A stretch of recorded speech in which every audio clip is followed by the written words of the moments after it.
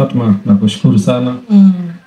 Nianze kwanza kwa kumshukuru Mwenyezi Mungu kuwa hapa kwenye siku ya leo muhimu sana, lakini kushukuru wewe binafsi kwa kuendesha session hii.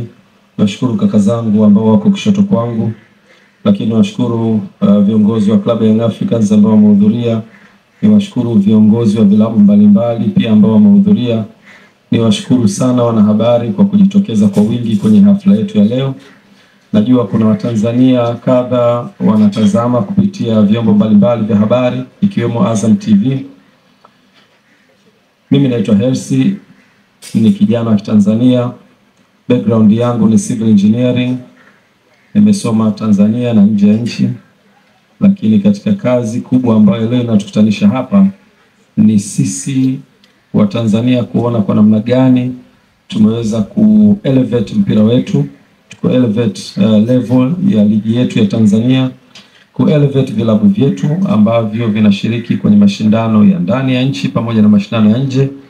Na specifically nitajikita kwenye Young Africans, na nitoe shukrani za dhati kabisa kwa wanachama wa Young Africans kuniamini.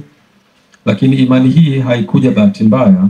Ilianza kipindi cha nyuma ambacho tulikuwa tunataka kuisupport Young Africans kutoka kwenye ule wakati mgumu. Katika maisha kuna up and downs, na Club Young Africans ilipitia kuanzia mwaka 2016 tulivyompoteza mwenyekiti wetu baada ya kuachia nafasi ya mwenyekiti ambaye alikuwa wakati huo ni mdhamini na wakati huo ni mwenyekiti wa klabu yetu. Alikuwa ana support kwenye level ya administration kwa maana akiwa kama mwenyekiti, na alikuwa pia ana support kwenye eneo la finance kwa maana uchumi wa kifedha. Downfall yetu ilitokea baada ya yeye kuondoka, na Mungu amtangulize mbele za haki mwenyekiti wetu. Mungu ampe pumziko la milele. Mwenyezi Mungu amwapushie na adhabu za kaburi, na afanye kaburi lake kuwa ni sehemu katika bustani za peponi. Baada ya kusema hayo, Young Africans tulipitia wakati mgumu, na mimi nikiwa tu mshabiki na mwanachama. Lakini nakumbuka 2020 Mr. Ghalib aliniambia tumealikwa kwenye harambee kubwa ya ukusanyaji wa fedha kwa ajili ya kuikwamua klabu yetu kutoka kwenye wakati mgumu. Akashiriki kwenye mkutano ule. Kwa bahati mbaya nilikuwa nimesafiri, na alitoa ahadi ya kuchangia kiasi cha shilingi milioni 300, na mwaliko huu ulitoka kwa mwenyekiti wa kamati ile ambaye alikuwa ni Anton Mavunde. Na hiyo ndio historia ilipoanza hapo ya sisi na mimi binafsi kama kampuni ya GSM na mimi binafsi kuingia kwenye Young Africans. Baada ya kupita kwenye hatua, ilitolewa pia nafasi ya klabu ya Young Africans kumtafuta mzabuni wa jezi, ambayo kampuni yetu iliweza kubid na ikapata nafasi ya kutengeneza jezi. Na mimi nikiwa kama mkurugenzi wa uwekezaji, ilikuwa ni fursa kwangu kuhakikisha tunapata ile biashara. Lakini baadaye tukaja kugundua biashara hiyo haiwezi kwenda kama timu haifanyi vizuri. Kwa hiyo nikakaa na Mr. Ghalib akaniambia, bwana, sasa hii bahati nzuri ni timu unayoshabikia na wewe ndio mwekezaji mwenyewe.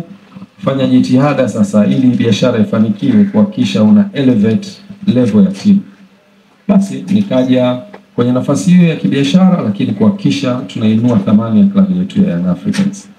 Basi ndio tukaanza hapo, kabidi tusajili wachezaji. Nakumbuka mwaka 2020 mwanzoni, wakati wa dirisha dogo, tukasajili wachezaji 4. Tukamsajili Bertrand Mchimbi, tukamsajili Adeum Saleh, tukamsajili Bernard Morrison, na tukamsajili Haruna Niyonzima, na karudi baada ya kuitumikia Young Africans na baadaye Simba na baadaye karudi Rwanda. Kwa hiyo ulikuwa ni task yangu ya kwanza kusajili wachezaji na kuhakikisha timu inakaa mahali pazuri. Kwa hiyo tukaweza kuihamisha kutoka Netherlands kuja Regents Hotel, tukaitafutia uwanja wa mazoezi, tukapata uwanja wa chuo cha sheria. Tukaanza kufanya kila linalowezekana kuhakikisha timu inashinda, kwa maana ya kumotivate, kuweka thamani ya kifedha. Na wakati huo klabu ilikuwa iko down kwenye kila sehemu. Tukamleta pia coach Luke Ayma kama mnakumbuka, na baada ya hapo kuanza kuweka motivation. Nakumbuka mara ya kwanza Nugas alikuwa anabeba kabisa milioni 10 kama furushi kuhakikisha anawaonyesha wachezaji, kwa jamani, fedha ni hizi, mechi mkishinda mtaondoka na hizi fedha. Ilikuwa ni sehemu ya motivation kwa ajili ya kupromote wachezaji waweze kufanikiwa na kutupa matokeo. tulikwenda na baadaye tukaweza kuchukua tukachukua nafasi ya pili kwenye ligi. Ulikuwa ndo msimu wa kwanza wa 2021 ambao nilishiriki. Kwa hiyo baada ya hapo nikawa naona gharama zinavyoenda. Yaani ukitaka kuihamisha timu kutoka sehemu hii kuipeleka hii inahitajika gharama. Ukitaka kumsajili mchezaji inahitajika fedha. Na fedha hizi zote zilikuwa zinatolewa na Mr. Ghali free from his pocket, kwamba nataka tuisupport team sasa. Nikaja na wazo kwa ile background yangu ya investment, tukasema lazima tutafute, tuwe na short term plan na tuwe na long term plans. Short term ni hii kusupport, kuinua quality. Lakini long term hii timu inapaswa kuweza kusimama kwa miguu yake. Inaweza kuwa ni 100% au inaweza kuwa ni 50% au inaweza kuwa 75%. Kwa hapo tukasema lazima tutafute mfumo utakaofanya timu isimame imara yenyewe na tupunguze utegemezi. Kwa hiyo mwenyekiti Dr. Msola alikuwa tayari ameshakuja na wazo la transformation. Nikasema hapa tunaweza tukatumia hili wazo, tukalipa nguvu hili wazo likaweza kutransform timu yetu. Basi nikamconsult, tukakaa tukakubaliana tutengeneze ile kamati kwa ukubwa wake, tuipe nguvu, na baadaye nikawa sehemu hiyo kamati. Na baada ya kuwa kwenye kamati tukaona pale kwenye kamati kuna watu wenye taaluma nyingi. Kuna wanasheria, mwenyekiti wetu Mzee Mgongolwa, kuna kina Arafat walikuwa wanatoka kwenye finance, kuna Ivan Tarim walikuwa wanatoka finance, mimi natoka kwenye engineering, lakini wote tunakosa elimu ya transformation. Ndio hapo sasa tukasema lazima tutafute consultant, mtu atakayetusaidia kujifunza dunia ya sasa inaendeshwaje, mpira wa sasa unaendeshwa vipi. Kwa hiyo tukaweza kufanikiwa kupata La Liga, wakatushauri, tukajifunza kutoka kwao na sisi tukajifunza, wao wakajifunza pia culture yetu ikoje. Tukakama na mfumo wa mabadiliko, na mfumo ule ulipelekwa kwenye mabadiliko ya katiba. Club ya Young Africans zikatengeneza rasimu ya katiba mpya, zikaenda kwa wanachama wakajifunza, wakatoa mawazo yao, tuka incorporate, na baadaye tukaenda kwenye mkutano mkuu uliofanyika mwezi wa sita mwaka 2021, na mkutano ule uliridhia mabadiliko ya mfumo wa mabadiliko ya klabu yetu, na ulihudhuriwa na wanachama 1770 na wanachama wote waliridhia mabadiliko hayo. Na baada ya kuridhia tukalazimika kwenda kwenye mabadiliko ya mfumo, na sehemu ya mabadiliko ilikuwa ni kubadilisha ownership ya club kutoka 100% kwenda 49 kwa wawekezaji, 51 kwa wenye club. Lakini la pili ilikuwa structure ya leadership ambayo ilikuwa nataka mwenyekiti abadilike kuwa rais na baadaye kuwa kuna mwenyekiti wa bodi, na eneo la tatu lilikuwa fan engagement, ambayo yote hayo tulianza kuyafanyia kazi. Na mnamo mwaka 2022 tukafanya uchaguzi wa kwanza ambao ulikuwa ni matakwa ya kikatiba. Baada ya katiba yetu kusajiliwa tarehe 14 mwezi wa 12 mwaka 2021, tumefanikiwa kusajili katiba, tukalazimika kuimplement katiba, na hapo tarehe sikumbuki ilikuwa mwaka 2022 Julai 9 tukafanya uchaguzi, ambao uchaguzi huo ukanifanya niwe rais wa Club ya Young Africans kwa kipindi cha miaka 4 ambayo naihudumia kwa sasa. Asante. Kwanza nitamtaja ni Mr. Ghalib Said Mohamed. Yeye alikuwa ni sababu kubwa sana ya mimi kufika hapa, na nichukue fursa hii kumshukuru kwa support yake kubwa ambayo amekuwa akionyesha personally kwangu, lakini pia kwenye taasisi ya Club ya Young Africans.